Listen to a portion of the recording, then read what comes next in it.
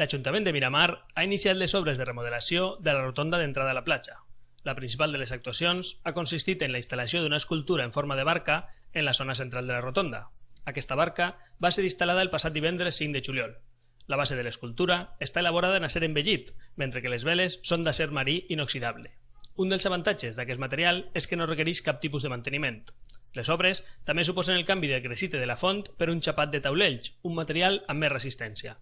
Les obres de remodelació de la rotonda tenen com a finalitat la millora estètica d'una de les zones més emblemàtiques de la platja de Miramar, per on passen la pràctica totalitat de les persones que visiten la nostra platja.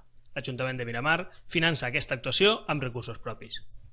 Ens trobem en la rotonda que ens dona la benvinguda a lo que és la platja de Miramar, una rotonda emblemàtica, no tant per la rotonda en si i la font, sinó per la barca, que diguem és el contingut principal.